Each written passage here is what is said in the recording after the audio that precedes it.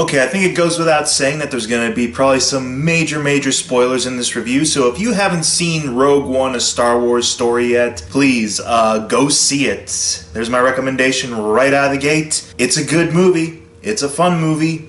It's worth the theater price to go see all this epic space stuff on the big screen like you would for any Star Wars movie, so go see it right now, and then come back and then see if you agree or disagree with some of the stuff I enjoy or some of the stuff maybe that unnerved me a little bit. But yeah, there's gonna be spoilers here. Even though there's really not that much spoilers for a movie, we know how it's gonna end because it leads right into the original movie. So yeah, spoilers, even though you shouldn't be surprised. When I first heard that they were gonna be doing these Star Wars anthology movies that don't really take place within the main storyline in the Star Wars universe, but are kind of like side stories or, you know, what we would constitute as being the expanded universe type stuff, I was actually pretty excited about this prospect because for a while I had been kind of longing to see other tales, see other characters that didn't really have so much of a big impact on the main storyline that involves the Skywalker dynasty, as I like to call it. I mean, let's face it, that's the way the main episodes have been shaping up, is that it's a story about one family and how a lot of redemption and revenge goes into the legacy of this particular family. To have kind of another set of films that are more about exploring the world that they're building around this particular set of characters, I thought was intriguing. And when I first heard about what this movie was gonna be about, I was more anticipating with excitement than kind of dreading, because prequelitis as it is, anything that takes place before A New Hope I kind of view as an inferior storyline, but the fact that this is actually directly leading into the events of A New Hope, I was still very kind of intrigued as to how they were going to approach what brings these characters together to retrieve the Death Star plans. And from what I was seeing in early footage and the way people were describing it, it was cool to see actual wars or battles that are war-based take place in a series called Star Wars. And this, I have to say, this is the most impressive looking action I've seen in not just a movie in a while, but also in this series in particular. You've had the epic space battles, and the dogfights are the best they've ever been since Return of the Jedi, but also a lot of the ground action is really cool. You have things you haven't really seen fully fleshed out since Empire Strikes Back, where you have solitary rebels on foot going up against giant AT-AT walkers, dogfighters in the sky picking off people off of ledges and things like that. It works phenomenally well in this movie. The action is top-notch. It's really fun to just see. I mean, there's stuff in here, even though I know stormtroopers are essentially the lemmings of the franchise, to see them get done away with in so many creative ways is kind of fun. Like, there's bow staff fighting in this movie, and you have Donnie Yen basically using one stormtrooper as a human shield, getting blasted by all of his fellow troopers, where I was to the point of thinking like, oh man, just let that dude die already. But it was awesome, like, to see, like, martial arts, like, proper martial arts in a way mixed into all this galactic battle. With regards to the storyline, even though, yeah, it's a straightforward story, they are there to kind of, at first, get the chief architect of the Death Star, who is being forced against his will to finish construction on the machine. And basically they use his daughter, who's played by Felicity Jones, to see if they can try to locate where he is, or at least get an idea of what he's up to, because it turns out, spoilers here, he's the one who installs that failsafe that's no bigger than a womp rat in the Death Star that Luke eventually blows up. A little bit of a heist movie mixed in with a little bit of espionage, and all the while it's got this grand space opera background to complement it. The story clips along pretty well. At first, when the movie first starts, it does a lot of planet jumping and scene jumping, to the point where I was a little perturbed at how quick edits were being in the first, I want to say, half hour of the movie. It would just seem like they would jump in on a character story right here and nothing really extremely relevant is happening, and then they'll jump immediately back to Felicity Jones as Jyn, and then they'll jump over to Rebel Alliance headquarters, and then they'll jump back to that character again, and nothing really has changed with that character. Mind Octopus is still sucking out the brains of what's his name from the night of. It makes sense in the movie, believe me. After the point where a majority of your characters have convened or formed their group, that's when the movie really takes off. For a group of characters that I knew weren't going to make it out of this movie in one piece, I got to really sympathize with a lot of their plights pretty well. They're very likable actors in very likable roles. Now, they're not as fully fleshed out as probably, say, someone like even Daisy Ridley's Rey or Finn were in Force Awakens, but I get why they're not as incredibly intricate as those characters probably are with regards to the mystery and their motivations and so forth, because of the fact that this is their one movie and that's it. Like I said, I saw what was coming a mile away, but I pretty much knew that in order for this movie to successfully end and lean into A New Hope, people are gonna die, and pretty much everybody dies. I really wasn't shocked when characters started dropping like flies towards the middle of the third act, but I still had an emotional connection to a good majority of the characters. Without a doubt, my favorite character out of the whole experience was Alan Tudyk's pilot robot K. This is kind of everything I've ever wanted out of a droid character in Star Wars. They even go so far as to kind of explain a little bit of why droids are the way they are in this universe, and it's kind of fun that way. It's like Alfred Pennyworth put into robot form, except not as mincing or as simpering as C-3PO gets. It actually reminded me a lot of what C-3PO was doing in the first Star Wars movie. He wasn't full on like, oh heavens, good gracious, R2-D2, where are you? C-3PO in A New Hope has a little bit of a smarm to him, and it's not until, I want to say, about halfway through Empire that he develops that full-on flustered personality that we all know him for now. But he's a little bit more sarcastic, he's a little bit more biting with his wit in New Hope, if you notice, whenever he's walking through the desert with R2. Here, it felt like kind of a continuation of a certain personality traits that he had in that movie with K, wherein K is just, like, just so dry with his humor, but that's part of his programming, essentially, because he's a strategic, bot. He runs the numbers and he calculates the probability of success for whatever situation they find themselves in. There's a 25% chance that we're not going to make it. You want to know the statistical probability that she's lying? Or something like that? And Cassian Candor, the captain, Diego Luna's character, is like, no, I really don't want to know. Oh, okay. But it is high. Like, very high. Like, I love that he can still kind of do the cold calculations that you expect of a droid of this certain stature, but then throughout it all is injected this kind of humanity and this humor and this little bit of smarm, like I said, that I feel early 3PO did have in bits here and there. It's basically like if C-3PO had a little bit more balls to him, essentially. So I really enjoyed the character of K, and not gonna lie, when he's done away with, even though I know it's just a robot, even though I know it's just a CGI character, like, I got a little misty-eyed at him passing, definitely. I was like, oh man, not since WALL-E have I cried at a robot dying, okay. Kudos to you, Alan Tudyk. There will be a day when one of your sci-fi pilot characters won't die, I'm sure of it. The rest of the cast I really enjoyed. I enjoyed Donnie Yen adding in a little. He actually got quite a few laughs from me, being like this essentially space daredevil.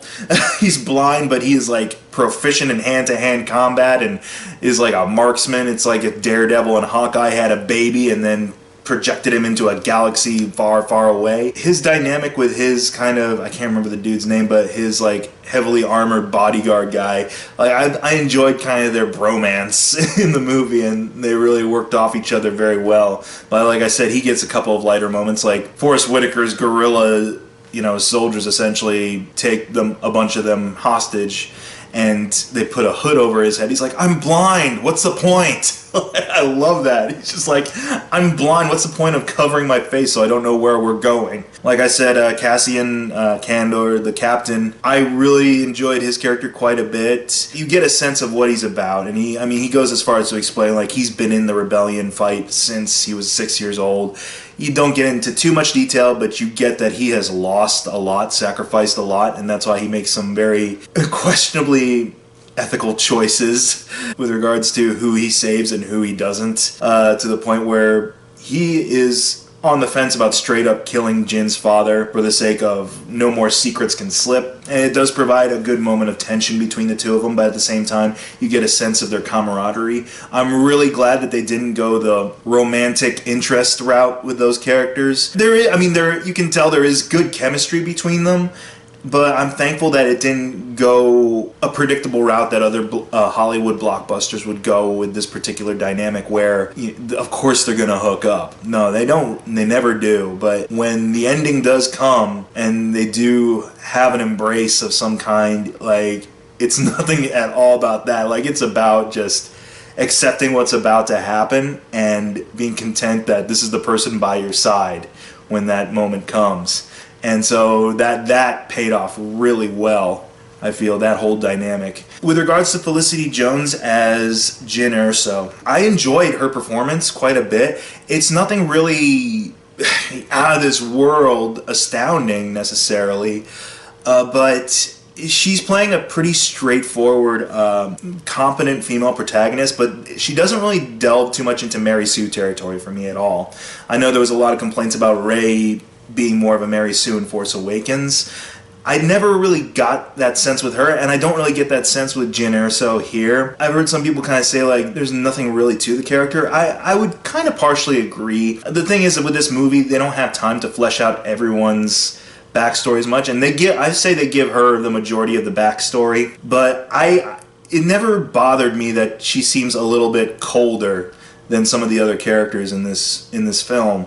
Like, I didn't expect her to be a bright, endearing type of lead. I expected her to be very pragmatic, to the point type of character, and she does that well. I mean, I feel that she is an intimidating type of presence at times. Her motivations are very simple and straightforward, but again, so are the motivations of a lot of the characters in the first Star Wars too, so I don't really have a problem with that. She felt like a nice enough blend of both some of Luke's personality and Han's personality. You have a little bit of the naivete from Luke, where she at first is perfectly content with keeping her head down amidst this whole galactic strife, and you can tell it's from a character who's already lost a lot and is just kind of burnt out on caring, and a little bit of the smugness and smarm from Han. And you can also attest a little bit of burnt out on giving a crap about anyone else, but then she slowly comes around to kind of, embrace more of the rebellion's ideals. When she's given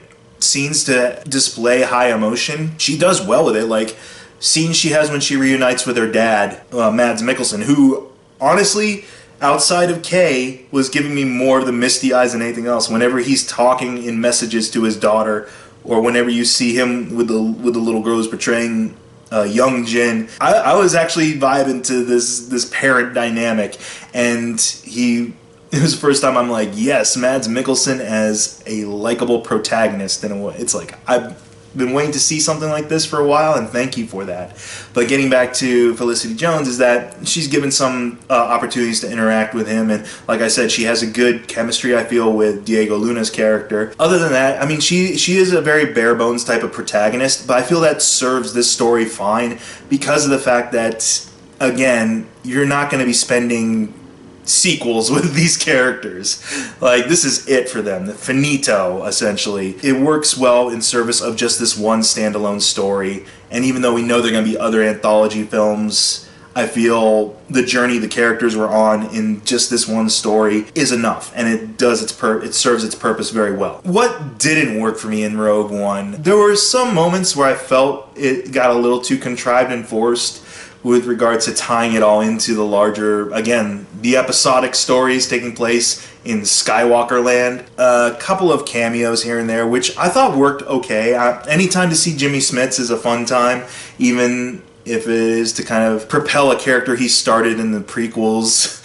His character here, he's not the focus. He's only handled in a couple of scenes, and for what it is, it's done well. While very impressive CGI recreations of certain actors, I kind of wish they didn't focus so much on it, because the more I was looking at a certain CGI performance, while I feel it is very impressive and very photorealistic, not as distracting as it could have been, not in Jar Jar Binks territory necessarily. It got more and more unnerving the more they kept that effect on the screen. I guess I'm not really spoiling anything since I already gave this away in a Facebook post, but yeah, bringing back Peter Cushing from the dead was probably about as unsettling as actually bringing back Peter Cushing from the dead. Don't get me wrong, it's an impressive CGI trick to be able to recreate his facial, structure, and it looked very impressive when you first see it, even though you knew who it was building up from the slow turn reveal.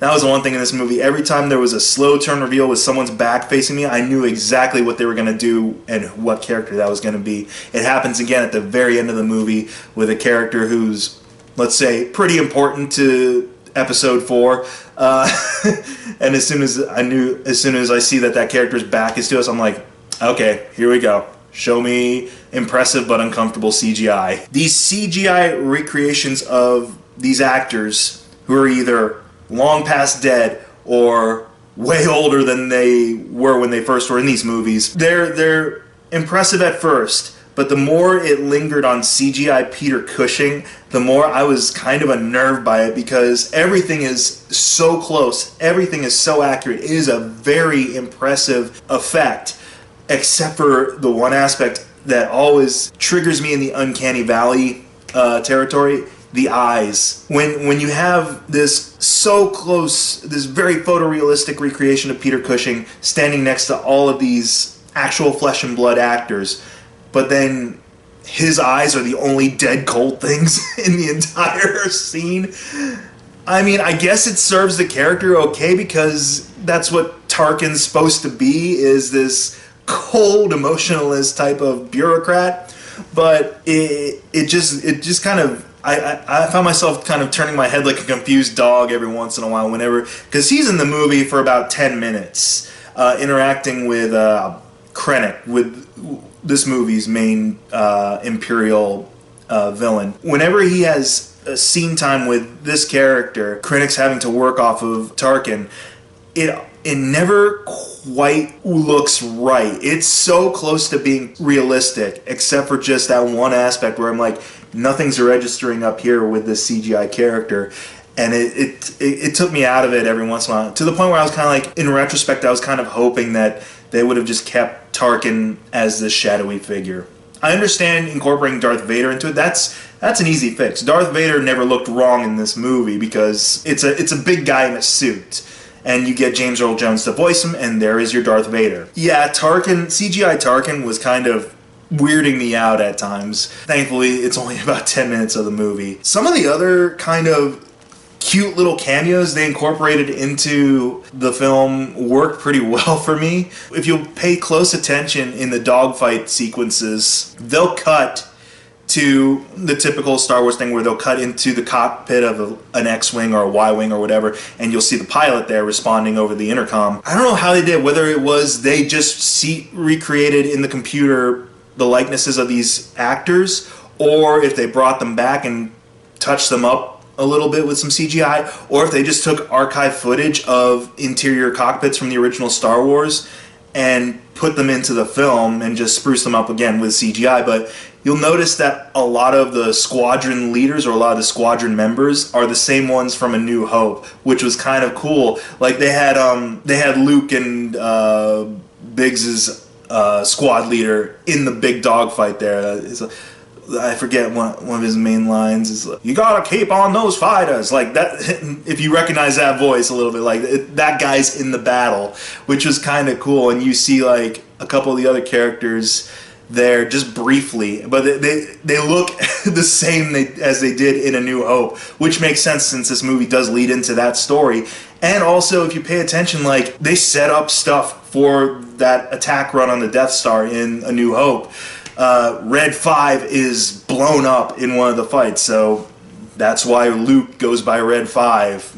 The position was available. My one big complaint: no Porkins. Out of all of this, you were able to bring me CGI Peter Cushing for 10 minutes and creep me out with that dude. But where's my Porkins cameo? Come on, man. I know Porkins was out there. Maybe he inherited one of the squadron roles like Luke did due to a bunch of pilots dying in this battle. But I thought that was kind of a cool nod, was, just briefly capturing the likenesses of some of these actors from the original movie and splicing them in there to give a sense of continuity.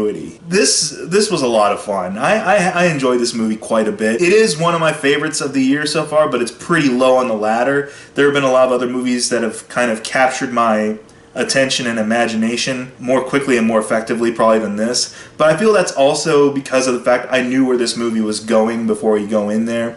I mean, it is a prequel, you know what comes after. Any surprises there might have been for novice Star Wars people, they really weren't there for me, but that's not a detriment to the movie. When you see what happens to the characters, when you see where the movie leaves off, just in my mind, I'm like, yeah, it makes perfect sense. In fact, it makes me excited about when this gets released on Blu-ray, so that way I can watch Rogue One and then immediately put in A New Hope and follow that up. It does its job pretty well as being this standalone story within this universe of maybe bringing a little bit more to light that wasn't there before, actually kind of filling in the blanks a little bit with regards to what comes after.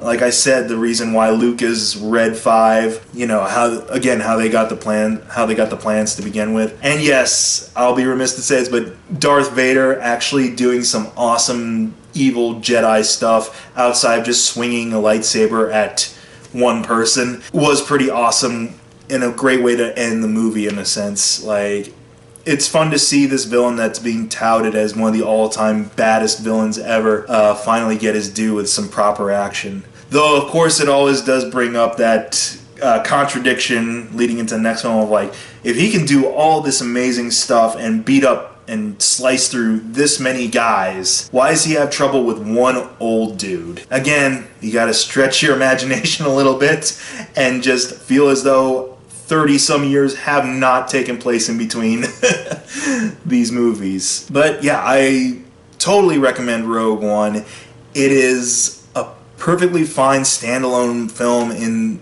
this universe. The story is tight, the characters are likable, and they get the job done with this one film. And even though there are some questionable incorporations from the larger universe at times, it never feels overtly forced. I'd say this is the best Star Wars prequel we've got. And I can't wait for tonight, where basically I get to go from this movie to commenting on the Star Wars Holiday Special with 3 Geeks.